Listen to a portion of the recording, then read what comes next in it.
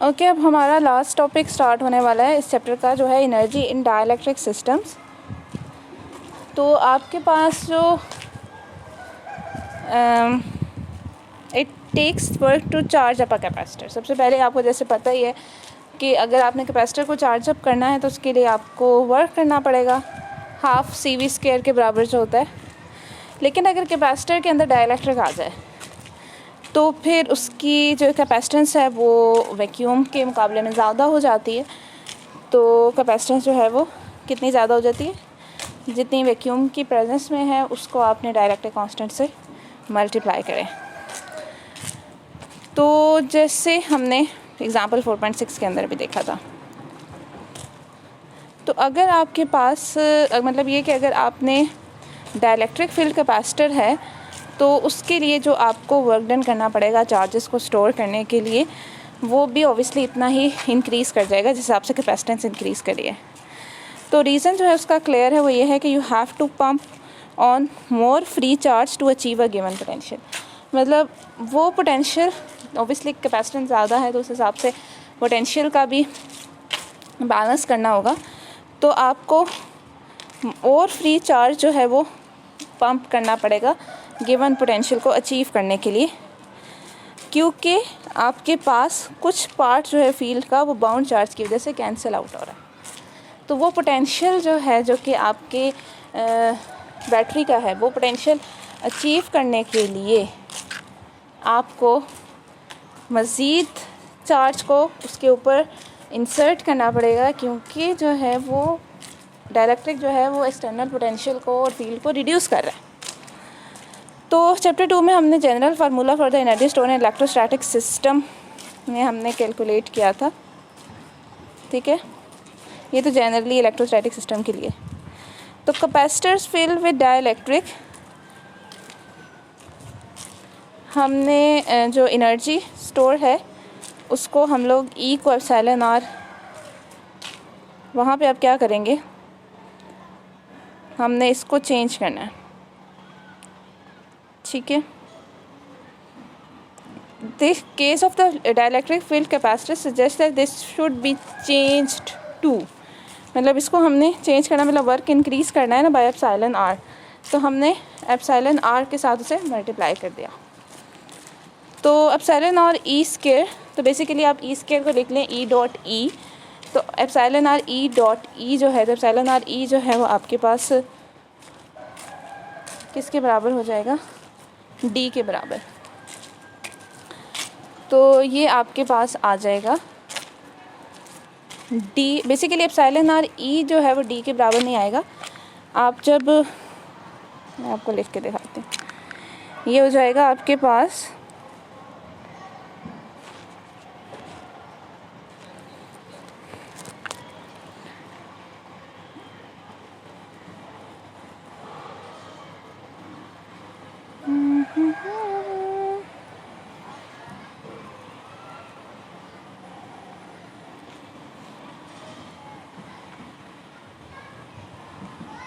ठीक है। तो ये जो बाहर से एक एप्सिलॉन नॉट भी है ना, ये दोनों ये एप्सिलॉन नॉट और एप्सिलॉन R मिलके एप्सिलॉन बन जाएंगे। तो एप्सिलॉन और E जो है वो बराबर हो जाएगा D के।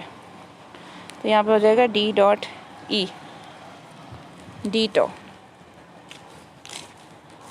तो in the presence of linear dielectrics ये आपके पास हो जाएगा। To prove it, suppose that linear dielectric is fixed in position and we bring in the free charge a bit at a time. As rho f is increased by amount delta rho f, the polarization will change and with it the bound charge distribution. Obviously polarization change होगी, उससे bound charge distribution भी change होगी, but we are interested only in the work done on the incremental free charge. तो जितना free charge हमें induce करने के लिए वर्क करना पड़ रहा है वो उसमें हम सिर्फ इंटरेस्टेड हैं। Delta W is equal to delta rho F, V potential है, D टॉ, जैसे हमने ये भी वाला रिलेशन देखा था। तो divergence of D rho F के बराबर है। तो आपके पास डेल्टा रो एफ बराबर है divergence of delta D, way delta D is the resulting change in D। फिर रो एफ की जगह gradient of delta D put कर दिया। फिर इसके ऊपर आपने gradient of delta D into V के ऊपर हमने सिंपल पीछे से आपके पास लास्ट में कुछ इस तरह की इक्वेशंस लिखी होती हैं, जिसमें अगर आपके पास इस तरीके से एक स्केलर है और एक वेक्टर है और उसके ऊपर ग्रेडियंट अप्लाई हो रहा है, तो उसके लिए आप मतलब gradient of F into vector A इस तरह की फॉर्म में कुछ लिखा होगा। उस फार्मूले को यूज़ करते हुए हमने ये रिलेशन निकाल लिया। तो बेसिकली इसमें नॉर्मली जैसे प्रोडक्ट रूल होता है इसी तरह अप्लाई किया हुआ। पहले जो ग्रेडियंट नहीं है, सॉरी डाइवर्जेंस है, डाइवर्जेंस जो है वो चेंज ऑफ डेल डी पे अप्लाई किया एंड देन फिर डाइवर्जेंस जो है वो वी पे अप्लाई किया। फिर उसके बाद आपने इसको इस इक्वेशन में डेल्टा डब्ल्यू की पुट कर दिया और यहाँ पे आपके पास जब आपने इसको पुट किया, ठीक है, तो एक तो ये वाली टर्म है, ठीक है, ये वाली, तो जो ये वाली टर्म है इसमें डेल वी की जगह इन्होंने ई पुट कर दिया, ठीक है, तो ई डी टो, तो आपके पास ये बन गया। तो the divergence theorems turn the first term into the surface integral. तो फर्स्ट टर्म है वो ऑब्वियसली आपको डाइवर्जेंस थ्योरम से आप चेंज करें तो फर्स्ट सरफेस इंटीग्रल में चेंज हो जाती है, which vanishes if we integrate over all the space. मतलब वो सरफेस इंटीग्रल में चेंज हो रही है और अगर आप ओवर ऑल सरफेसेस को इंटीग्रेट करें तो वो वैनिश कर जाती है, मतलब वो ख़त्म हो जाती है। तो सिर्फ वर्क डन के लिए लास्ट टर्म बच जाएगी।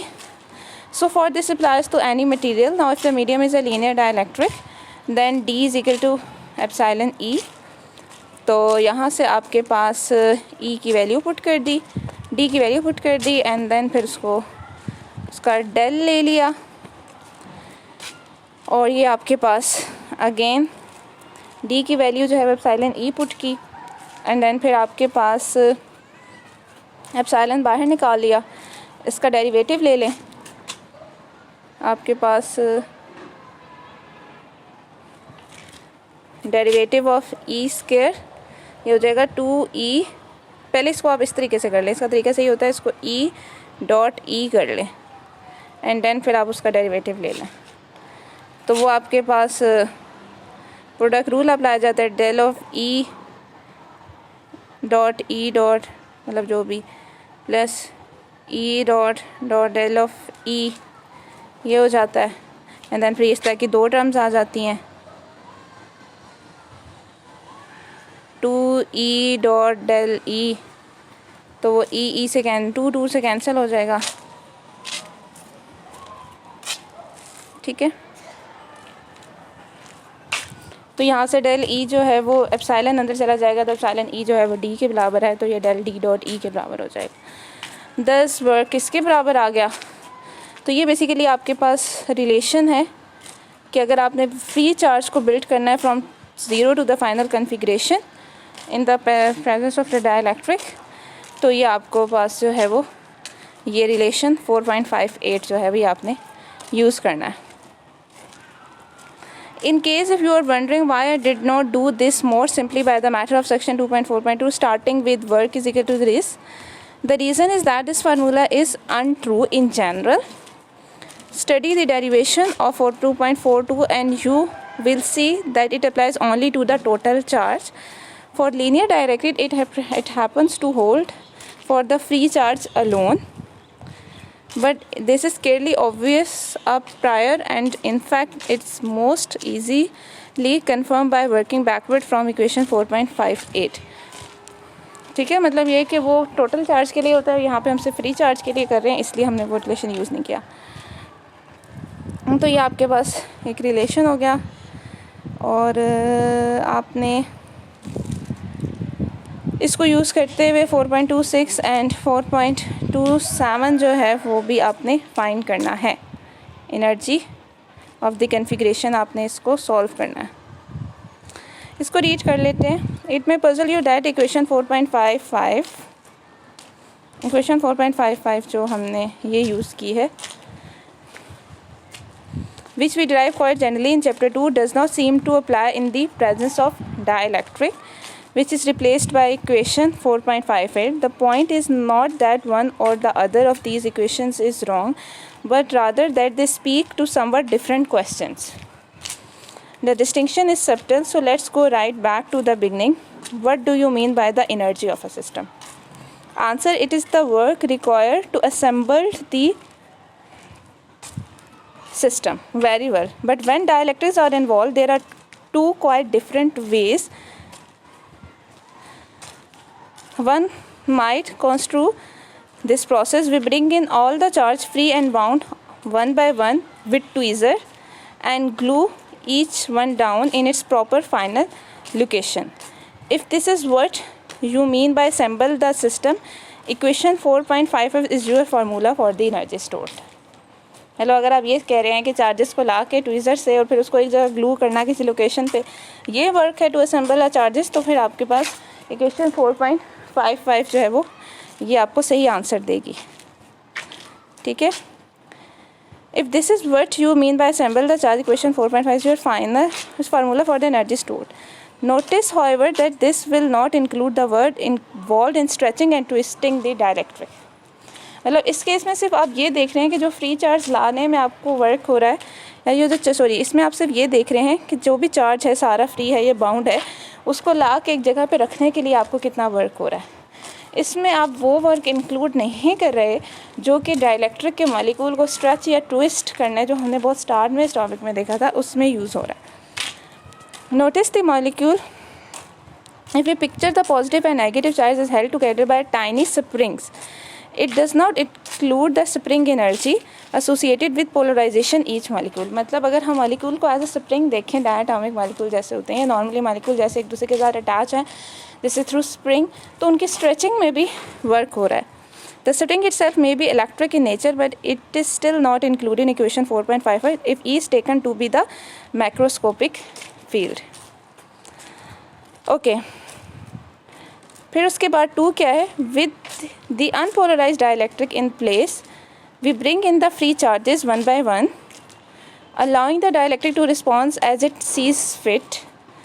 If this is what you mean by assemble the system and assembles, and ordinarily it is, since free charge is what we actually push around, then equation 4.58 is the formula you want. In this case, the spring energy is included, and albeit indirectly, because the force you must supply to the free charge depend on the disposition of the bound charges. मतलब उसमें ये चीज़ automatically include हो गई है कि जो आप free charge पे लगा रहे हैं फोर्स उसे लाने के लिए, वो उस चीज़ को कंसीडर कर रहा है कि जो फ्री चार्ज के लाने की वजह से जो डिस्पोजिशन हो रही है बाउंड चार्जेस के अंदर, वो क्या अफेक्ट कर रही है उस फोर्स को जो हमें लग रही है फ्री चार्ज को लाने के लिए. तो in this case the stripping energy included, albeit indirectly, because the force you must supply to the free charge depends on the disposition of the bound charges. As you move the free charge, you are automatically stretching those springs. To put it another way, in method 2, the total energy of the system consists of 3 parts: the electrostatic energy of the free charge, the electrostatic energy of the bound charge, and the spring energy. The last 2 are equal and opposite in procedure 2, and the bound charges are always in equilibrium, hence the net work on them is 0. Thus method 2 in calculating W free actually delivers work total, whereas method 1 including work free plus bound leaves out work spring. समझ आई कि जो आपके पास procedure 2 है उसमें last 2 terms जो हैं वो आपके पास इक्वल एंड ऑपोजिट होती हैं. मतलब जो बाउंड चार्जेस हैं are always in equilibrium and has the network on them is 0. और द मेथड 2 जो है उसमें आपके पास जो फ्री चार्ज को पाइल अप करने के लिए जो आप वर्क करें वो आपको टोटल एनर्जी से ही दे रहा होता है. जबकि आपके पास मेथड 1 में आपके पास जो टोटल एनर्जी है वो स्प्रिंग वाली एनर्जी को इंक्लूड नहीं करी, वो सिर्फ फ्री और बाउंड चार्ज को रखने के लिए जो एनर्जी रिक्वायर है उसको इंक्लूड करी है. तो इसलिए इस केस में स्प्रिंग एनर्जी निकाल के बस बाकी 2 एनर्जीज कंसीडर करें, इसलिए वो टोटल एनर्जी से ही नहीं दे रही. Incidentally, it's sometimes alleged that equation 4.55 represent the energy even for non-linear dielectric, but this is false. To proceed beyond equation 5.57, one must assume linearity. मतलब 4.57 से आगे जाने के लिए आपको linearity condition ज़रूरी है, क्योंकि obviously आप dielectric की जो चीज़ें यूज़ कर रहे हैं, एप्सिलॉन ई वाली डी की वैल्यू जो यूज़ कर रहे हैं वो लीनियर के लिए ही है। In fact, for dissipative system, the whole notion of stored energy loses its meaning because the work done depend not only on the final configuration but how it got there। मतलब फिर आपको ये चीज़ भी अगर non linear dielectric है तो फिर आपको सिर्फ यही नहीं देखना पड़ेगा कि वो एनर्जी कैसे मिले, बल्कि वो किस डायरेक्शन में जाके वो एनर्जी मिले उसको भी कंसीडर करना पड़ेगा। If the molecular springs are allowed to have some friction for instant, then the W spring can be made as large as you like by assembling the charge in such a way that spring is oblique to expand and contract many times before reaching its final state. In particular, you get non-essential result if you try to apply 4.55 to electrodes with frozen electrodes होते हैं वो जिनके अंदर polarisation freeze हुई होती है। इसके लिए आप प्रॉब्लम 4.27 देखें, वो लाजमी आप देखें क्योंकि पहले भी इसका रेफरेंस दिया हुआ है इलेक्ट्रिक का, जिसमें आपके पास जैसे मैग्नेट्स में फ्रीज मैग्नेटाइजेशन होती है, इलेक्ट्रिक वो होता है जिसमें फ्रीज पोलराइजेशन होती है, तो वो आप लाजमी देखें। अब जो नेक्स्ट इसका टॉपिक है वो है फोर्सेस ऑन डाइलेक्ट्रिक्स।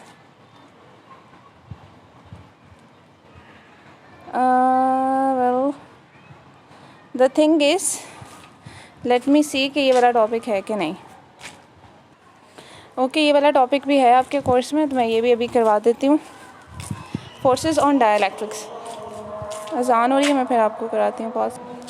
ओके, हम लोग फोर्सेस ऑन डाइलेक्ट्रिक देख लेते हैं। Just as a conductor is attracted to an electric field, equation 2.52 is a dielectric. And जैसे आपके पास कंडक्टर जो है तो वो इलेक्ट्रिक फील्ड में अट्रैक्ट करते हैं, इसी तरह आपके पास डाइलेक्ट्रिक में भी है। For essentially the same reason the bound charges tend to accommodate the free charge of the opposite sign, क्योंकि बाउंड चार्जेस भी जो है वो फ्री चार्ज ऑपोजिट साइन का जो होता है उसके करीब अकोमोडेट होने की कोशिश करते हैं, जिसकी वजह से उसे अट्रैक्ट करते हैं। But the cancellation of forces on dielectric can be surprisingly tricky. Consider for example the case of the slab of a linear dielectric material partially inserted between the plates of the parallel plates capacitor. मतलब जो dielectric है इसको partially insert किया गया है, जैसे इस figure में शो किया गया है, between the parallel plate capacitor. We have always pretended the field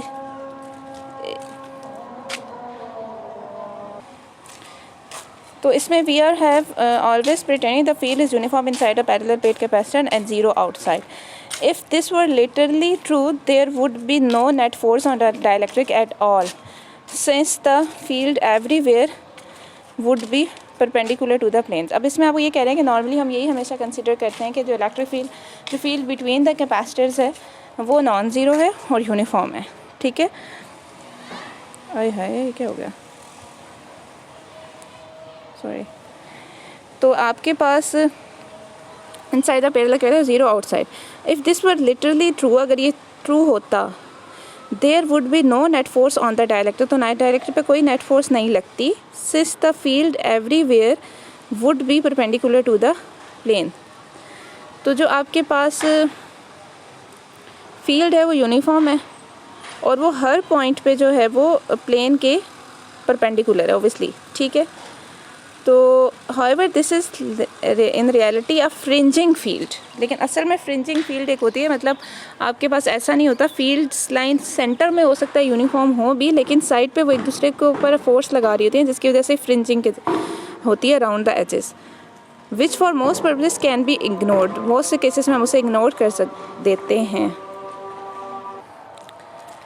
तो which for most can be ignored, but in this case it is possible to follow the whole of cycle। इन इस case में आप उसे ignore नहीं कर सकते। किस तरीके से? In fact the field could not terminate abruptly at the edge of the capacitors। ऐसा नहीं है कि बिल्कुल कैपेसिटर के अंदर इंटर हो तो फील्ड है और कैपेसिटर से बिल्कुल बाहर निकल जाए तो फील्ड ज़ीरो हो जाती है। For it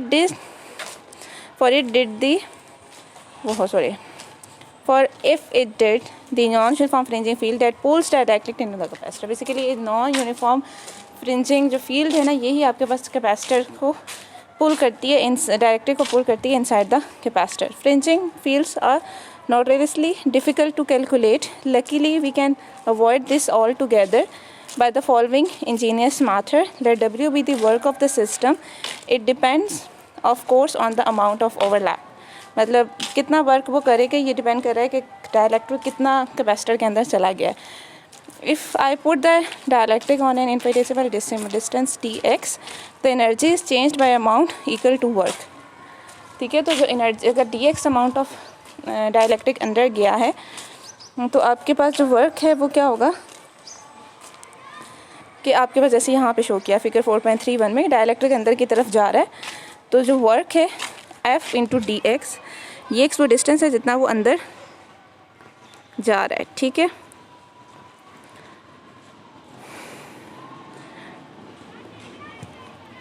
where F M E is the force I must exert, मतलब जो मी है ना लिखा हुआ है, एफ मी जो मैं फोर्स एक्सर्ट कर रहा हूँ उसको अंदर लेके जाने के लिए, to counteract the external force F on the dielectric. तो मतलब जो इसके ऊपर एक्स फोर्स लग रही है उसको, एक्सटर्नल फोर्स लग रही है उसको ओवर करने के लिए अंदर लेके जा रहा हूँ. मतलब एफ एक तो एक्सटर्नल फोर्स लग रही है और उसके अपोजिट फोर्स मैं लगा रहा हूँ. Thus the electric force on the slab क्या हो जाएगा, force negative of the gradient of the W. तो energy stored in the capacitor जो होती है वो इसके बराबर होती है, and the capacitance in this case is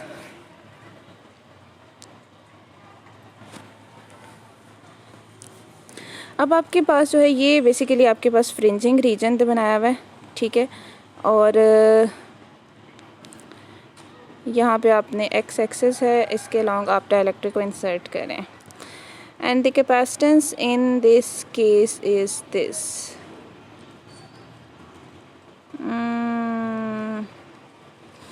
basically ये आपके पास जो इक्वेशन 4.62 है ये आपके पास कैपेसिटेंस है in the presence of dielectric. Basically वो बराबर होती है epsilon not over D into A अगर आपके पास वैक्यूम हो, और अगर डायलैक्ट्रिक हो तो एप्सिलॉन आर आ जाता है.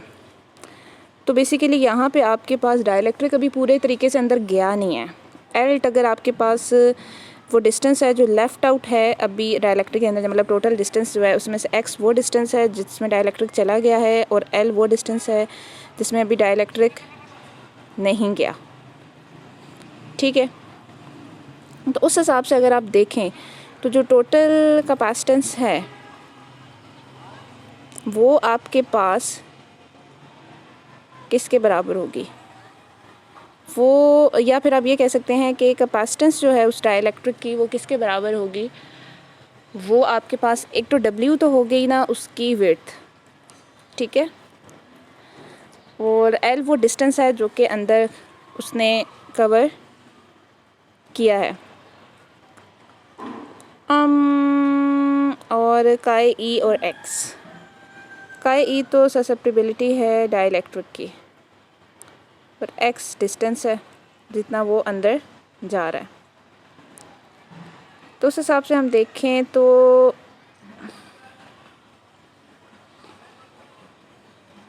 Epsilon R into L dielectric constant, और L is the L is the length of the plates, बताया मैंने प्लेट्स की लेंथ है. ठीक है, और ओके ठीक है समझ आ गई. अगर आप डायलैक्ट्रिक को पूरा इंसर्ट कर दें तो उस वक्त जो उसकी कैपेसिटेंस होनी चाहिए वो epsilon not into epsilon R A by D होनी चाहिए. ए जो है उस डायलैक्ट्रिक का एरिया होगा जिसमें डब्ल्यू उसकी विड्थ होगी और एल उसकी लेंथ होगी जो प्लेट्स ऑफ द कैपेसिटर्स के बराबर होगी. ठीक है, लेकिन अगर डायलैक्ट्रिक पूरा इंसर्ट नहीं हुआ, अभी थोड़ा थोड़ा हो रहा है, तो उसकी जो कैपेसिटेंस होगी वो आपके पास बराबर होगी जो डायलैक्ट्रिक पूरा इंसर्ट हो गया उस वक्त जो उसकी कैपेसिटेंस थी, और माइनस जितना भी डायलैक्ट्रिक इंसर्ट हुआ है उस वक्त जो उसकी कैपेसिटेंस थी. तो उन दोनों को माइनस करके उस हिसाब से उसकी जो है वो कैपेसिटेंस आ जाएगी. तो ये तो समझ आ गया कि एप्सिलॉन नॉट एप्सिलॉन आर, पहली वाली टर्म अगर आप ब्रैकेट खोल लें, epsilon R W L by D तो समझ आ रही है. ठीक है, ये फुल डायलैक्ट्रिक अगर इंसर्ट हो जाए तो डब्ल्यू विड्थ है, एल जो है वो उसका प्लेट्स की लेंथ है. तो जो दूसरी वाली है जो है epsilon not W x by D into काई ई. ठीक है, तो डब्ल्यू एक्स से तो समझ आ रही है डब्ल्यू टू विड्थ ही, एक्स वो डिस्टेंस है जो कि अंदर मूव हुआ है. अब जो काई ई है बेसिकली वो आपके पास किसके बराबर है, इधर आप इसको देखें, उसका उसके साथ क्या रिलेशन है।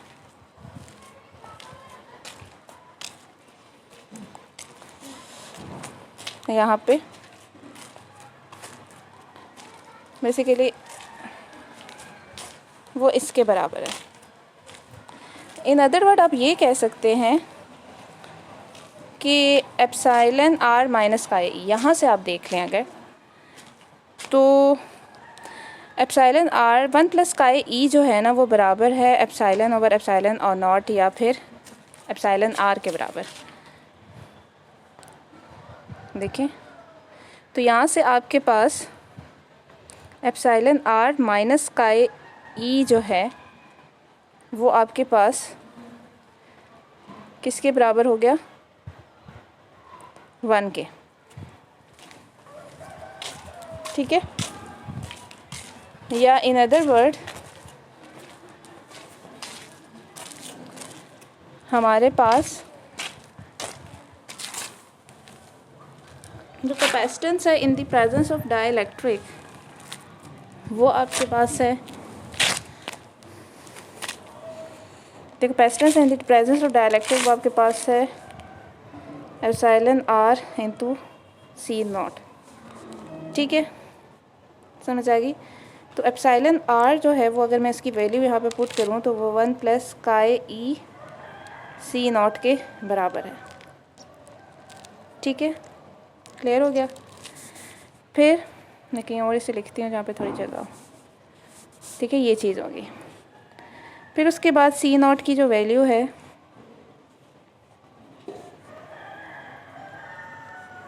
वो आपके पास है A epsilon not over D. ये सी नॉट की वैल्यू मैंने पुट की। तो अगर मैं इसे मल्टीप्लाई करूँ तो मेरे पास सी बराबर है A epsilon not over D plus A epsilon not का ई ओवर डी। समझ आ गई।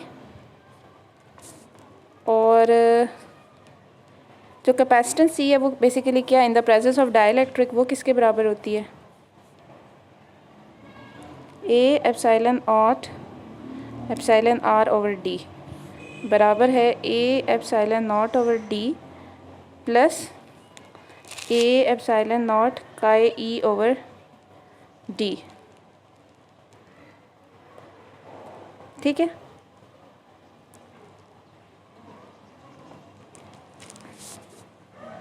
यहाँ तक क्लियर हो गया। इस टर्म को उठा के मैं इधर ले जाऊँ तो A epsilon not over D is equal to A epsilon not epsilon R over D minus A का E epsilon not over D. यही चीज़ उन्होंने लिखी हुई है। अब ए क्योंकि दोनों का डिफरेंट है इस केस में,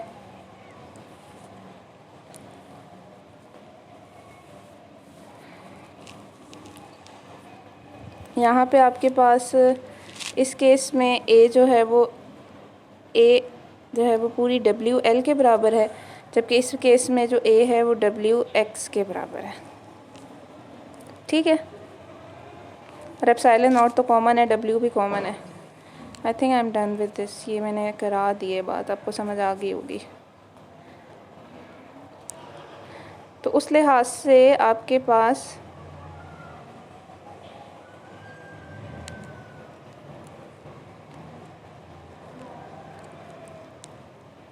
ये चीज़ आ गई। ठीक है, अच्छा मैं देख रही थी क्या था, उस हिसाब से आ गई। इस कैपेसिटेंस इन दिस केस, ठीक है, अब इसके बराबर आ गई।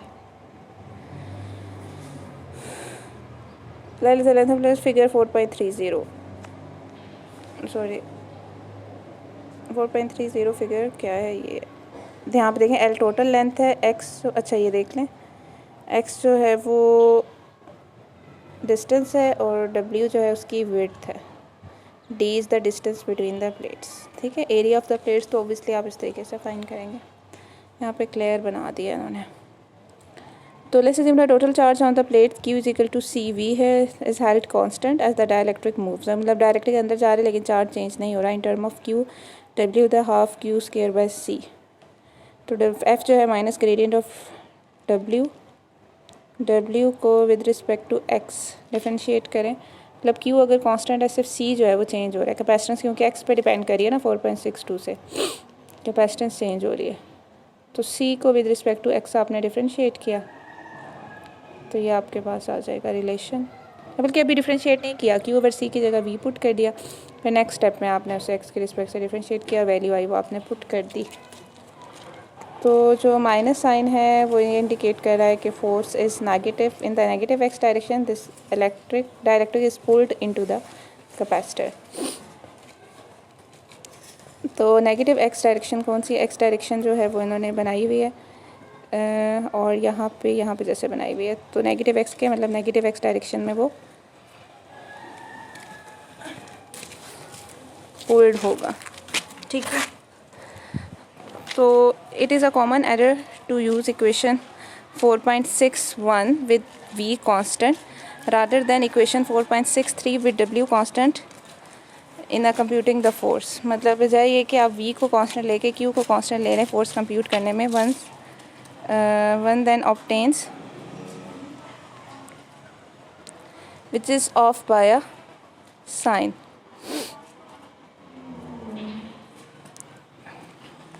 It is a common error to use one with V constant rather than equation 4.33 with Q constant. One then obtain. इस केस में अगर आप ऐसा देखें force equal to minus half V square which is off by a sign. It is of course possible to maintain the capacitor at the fixed potential by connecting to a battery, but in that case the battery also does work on the dielectric as the dielectric move. Instead of equation 4.59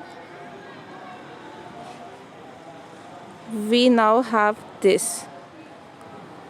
ठीक है। अब आपको यहाँ पे ये बताया जा रहा है कि हमने 4.61 इक्वेशन यूज़ की जिसमें हम लोग जो है वो V को कांस्टेंट ले रहे हैं, ठीक है। खैर मैं बता रही हूँ एनर्जी स्टोर जो है उसमें आप V को कांस्टेंट लेते हैं, देन आप Q is equal to CV अगर ले रहे हैं और आप रिज्यूम करें कि टोटल चार्ज कांस्टेंट है और डाइलेक्ट्रिक मूव कर रहा है, तो फिर उसके पास इन टर्म ऑफ Q जो है वो आपने कर लिया। तो अगर आप इस इक्वेशन को 4.61 में को V को कांस्टेंट लेके आप उसे डिफरेंशिएट करते हैं तो 4.60 में उसे यूज़ करते हैं तो आपके पास इक्वेशन आती है physical to minus half V square DC by X which is off by a sign. मतलब 4.63 को जब आपने यूज़ किया तो आपके पास आया 4.64 जिसमें माइनस साइन नहीं आ रहा था, और जब आपने 4.61 को यूज़ किया है F कैलकुलेट करने के लिए तो उसमें माइनस साइन आया। तो इसका मतलब ये है कि सेम रिज़ल्ट नहीं आएगा कि अगर आप Q को कांस्टेंट ले रहे हैं या आप V को कांस्टेंट लेके कर रहे हैं तो आपके पास सेम साइन नहीं आ रहा है, ठीक है। This is of course possible to maintain the capacitor. मतलब ये हमारे लिए वैसे पॉसिबल तो है कि हम लोग कह सकते हैं कि भाई जी हम एक बैटरी के साथ उसे ऐसे कनेक्ट कर लें कि उसका पोटेंशियल हमेशा सेम रहे, लेकिन इस केस में बैटरी भी वर्क कर रही है एज द जो डाइलेक्ट्रिक मूव कर रहा है उस हिसाब से बैटरी जो है ना वो भी वर्क कर रही है। तो इक्वेशन 4.59 की जगह जो हमने स्टार्ट में ली है by if I pull the dielectric on, मतलब अगर मैं पुल करूँ डाइलेक्ट्रिक को तो इतना वर्क करना पड़े तो उसकी जगह मैं ये वाली इक्वेशन यूज़ करूँगी। एक वो work F me dx plus V dq is the work by the battery. मतलब बैटरी भी वर्क कर रही है और मैं भी वर्क कर रहे हैं। तो इट्स फॉलोज दैट कि आपके पास जो फोर्स जब आप इसको dw बाई dx करेंगे, जो फोर्स है टोटल उसमें आपके पास क्या होगा वो सिर्फ इसके बराबर नहीं है। F जो फोर्स है एक्चुअली वो किसके बराबर होगी, negative dw by dx plus V dq by dx। फिर dw बाई dx जो है वो माइनस हाफ V स्क्वायर अगर आप लें, जैसे जो है वो dw बाई dx जो है माइनस dw बाई dx जो है उसकी वैल्यू को पुट करें, ठीक है। और V dq बाई dx जो है वो आपके पास Q is equal to CV होता है। तो आप फिर V अगर बाहर निकाल लें, क्योंकि ये मैं V कांस्टेंट के केस के लिए ले रही हूँ, ठीक है। तो वी कांस्टेंट के केस के लिए मैंने फोर्स है -12 V square D C by D X, और Q is equal to C V में आप अगर वी को बाहर निकाल लें तो सी के ऊपर डिफ्रेंसिएशन अप्लाई हो जाएगी, तो ये आपके पास इसके बराबर हो जाएगा। तो ये वही आ जाएगा, मतलब अगर आप वी को कांस्टेंट लेके भी करते हैं तो आपको बैटरी का वर्क इंक्लूड करना पड़ेगा, और अगर आप चार्ज को कांस्टेंट लेके करते हैं तो फिर तो आपके पास वही चीज़ आ रही है। तो इसका क्या मतलब हुआ, the same as before with the correct sign, मतलब आप साइन करेक्ट आ गए, जैसे आपके पास 4.6 volt. Please understand the force on the dielectric can not possibly depend on whether you plan to hold Q constant V, मतलब ये इस बात पर डिपेंड नहीं करी कि आप अपना क्यू कांस्टेंट रख रहे हैं, वी कांस्टेंट रख रहे हैं। It is determined entitled by the distribution of charge free and bound. ये सिंपल उस पर डिपेंड करिए कि चार्ज डिस्ट्रीब्यूशन क्या है, जो फ्री एंड बाउंड चार्जेस हैं। It is simpler to calculate the force assuming charge constant Q, because then you don't have to worry about the work done by the battery. मतलब Q का constant लेके solve करना आसान है, क्योंकि फिर आपको work done by the battery के लिए परेशान होने की ज़रूरत नहीं होती। But if you insist it can be done correctly either वे, मतलब दूसरे तरीके से भी ये आसान हो जाएगा, सॉल्व हो जाएगा, लेकिन उसका प्रोसीजर थोड़ा सा लंबा होगा। तो मैं इस बार आखिर में से समराइज़ कर रही हूँ। Notice that we were able to determine the force without knowing anything about the fringing field that ultimately responsible. मतलब ठीक है, हमें पता है कि फ्रिंजिंग फील्ड की वजह से ये सारा कुछ हो रहा है, कि वो डाइलेक्ट्रिक अंडर की तरफ पुश हो रहा है, उस पर फोर्स लग रही है। लेकिन हमें फ्रिंजिंग फील्ड के बारे में नहीं पता था, मतलब उसकी मैथमेटिकल रिलेशंस को हमें यूज़ करने की ज़रूरत नहीं पड़ी है।